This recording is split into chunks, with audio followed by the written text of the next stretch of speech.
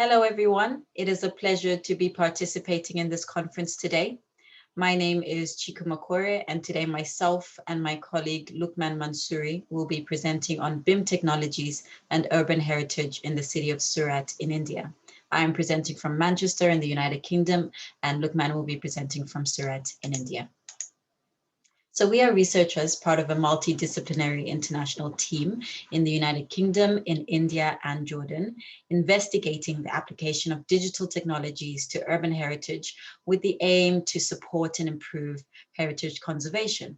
Specifically, we focus on a technological process called Heritage Building Information Modeling, also known as HBIM, and we will be referring to it as HBIM within this presentation.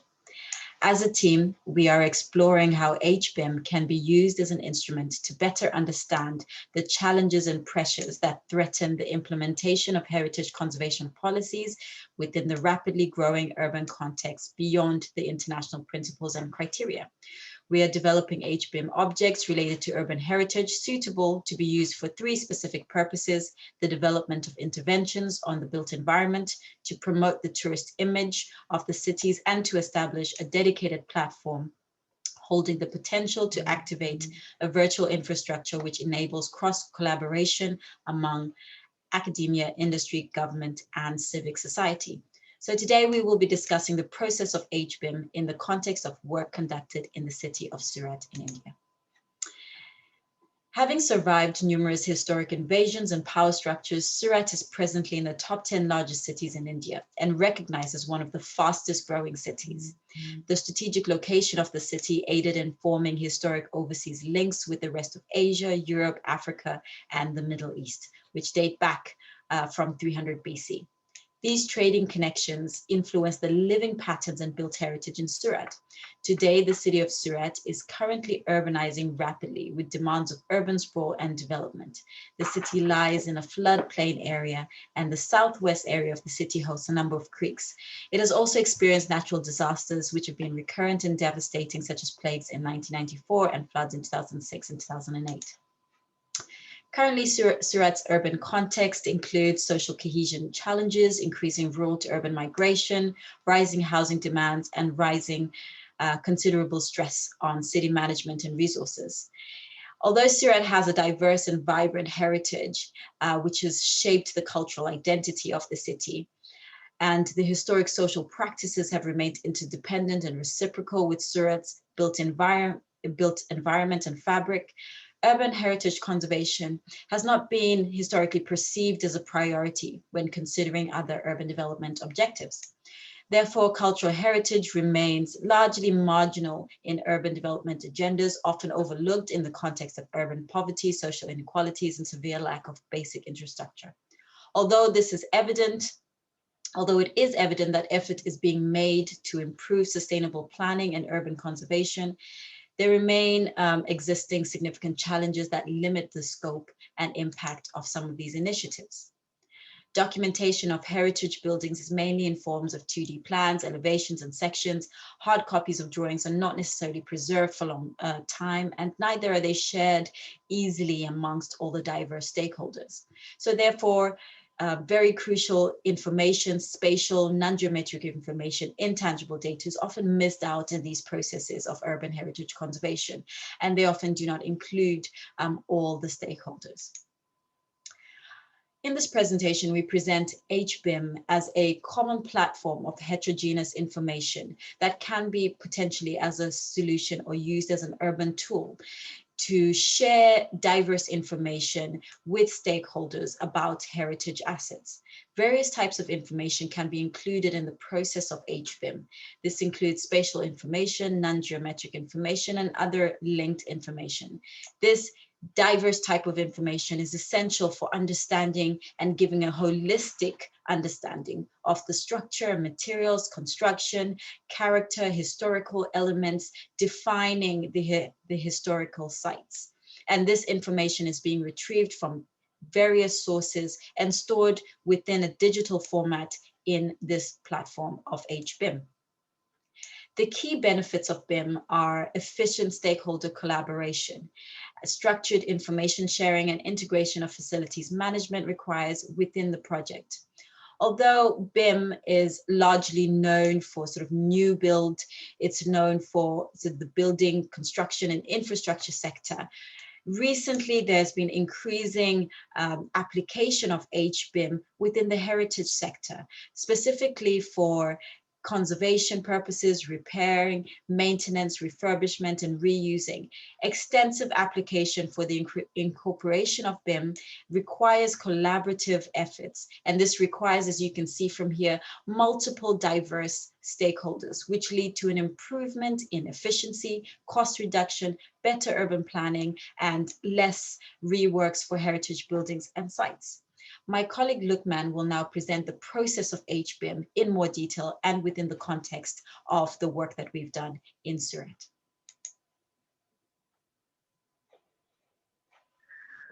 Hello everyone, myself Lukman Mansuri. I am presenting the further presentation. So I'll be presenting about the process of making as heritage building information modeling. As Chiko has emphasized about heritage building information modeling, what are the applications and why heritage building information modeling is essential for the city of Surat in India. So the first step towards making heritage building information modeling is the digitization of the monument or the structure. For digitization of the structure, the as-built modeling techniques has been used. In our case, most of the times there are two common techniques, that is contact based and non-contact based techniques is being used for as-built modeling, among which the photogrammetry and the laser scanning is the most popular techniques for as-built modeling that we have explored for our research and the development purposes. Next, please. So in terms of scan to BIM process, that is a very complex process which is often overlooked, the complexity of the procedure. So what we did in the work is that we mapped all the complexities in the procedure of scanning to the BIM modeling. What we did is we did the process modeling using the standard process modeling tool IDEFO. Next, please. So we did map all the requirements, functions, then all the system requirements, activities to do for scanning to the BIM modeling. So we did gathered all the information from our experience of scanning of the monuments and making BIM models in Surat city. So the purpose of IDEF0 is to specifying the functions, defining requirements, and identifying controls. Next, please. So IDEF0 is governing on the five main elements, that is the function, the main element, which we generally called as an activity. Then it governs through the control and mechanisms, and there is input and output to the function. For example, in our case, we can see that our function is as built modeling. We want to create a BIM model of heritage structure. Next, please. So in our case, the function is, next please, create heritage building information model. In terms of input, the physical heritage monument is the input for our process. The project goals are the controls, and the mechanisms are the project team and stakeholders.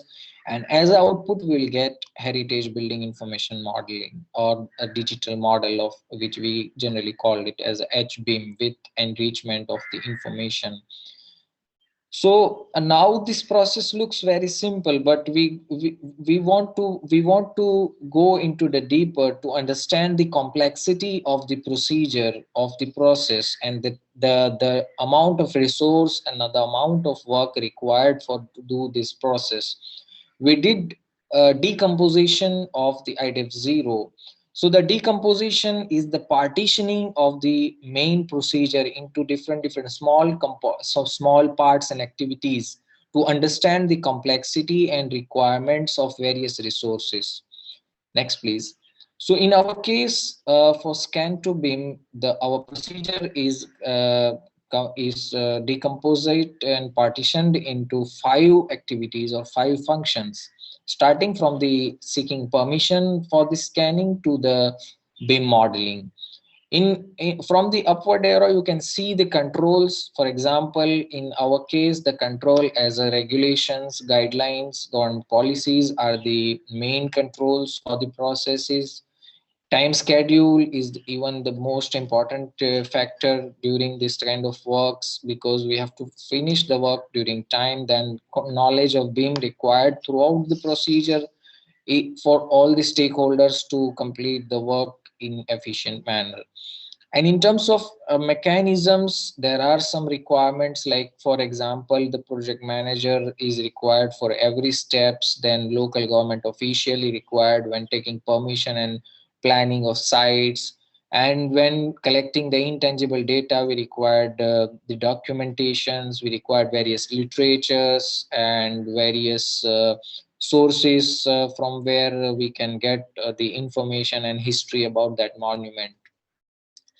For site planning, we required site information, climate information, site data, location, accessibility, that kind of things we required. Then for scanning, we required as a tools and techniques, we required laser scanner, the equipment, then the equipment operator, then scaffolding to scan the monument on heights and that kind of places. And in terms of creating that laser scanned point cloud, converting that point cloud into the BIM model, that post processing will require the BIM expert and digital technologist, along with the computer hardware and specific softwares as per the requirements of output.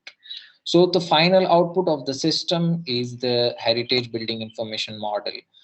The advantage of this kind of process mapping is that we can capture all small details, small requirements, small the controls over the process, so that the further procedure can become more easier and more efficient for next processes or for next scannings.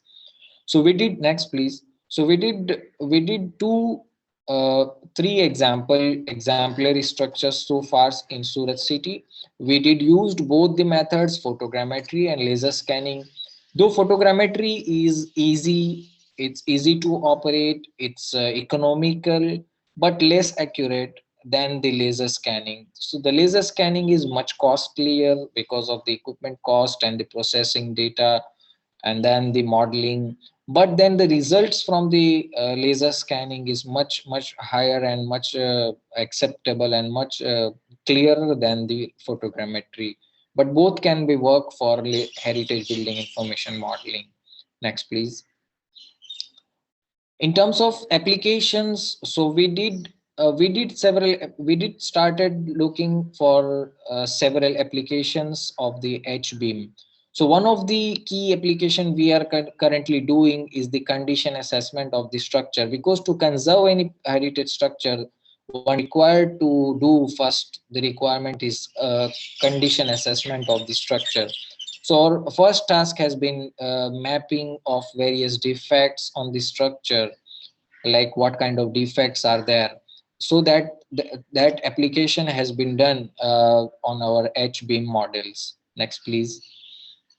So we did gathered all the information about defects on the structure, and this information through BIM will be further used along with the information of history, previous interventions, then age of the structure, material of the structure, the kind of construction of the structure. So this all the information has been put in together into the BIM, so that the conservation policy can be made and the maintenance decision of taking maintenance, like what kind of repair techniques to be used, what kind of repair material to be used, so that all kind of things to simulate the things, to simulate that processes, the heritage building information modeling will be useful. So that's what the application we did. We are currently doing that and will be continuing with that. Now I'll hand over the session to Chiko.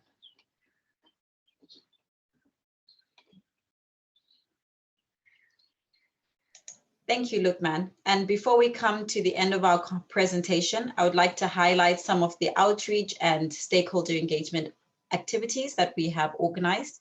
The HBIM process, as mentioned earlier, is based on collaboration, including diverse stakeholders as part of a process of co-production. And this was fundamental to our approach. We included stakeholders through regular and continuous informal contact and formal workshops in 2018, 2020, 2021. The main stakeholders included the Archaeological Survey of India, Surat Municipal Corporation, that's local government, Surat Heritage Trust, architects, planners, NGOs, academics, and key members of the local community. We also arranged awareness raising events with local schools, colleges, and universities, and training workshops on digital technologies and urban heritage conservation. Over 150 participants have been involved in the stakeholder workshops and informal stakeholder activities, and over 1,000 participants have engaged with the youth awareness training, photo exhibitions, and heritage training events that we have organized. So thank you very much for listening to our presentation, and please feel free to visit our websites and contact us if you wish to know more about our project and ways to collaborate. Thank you.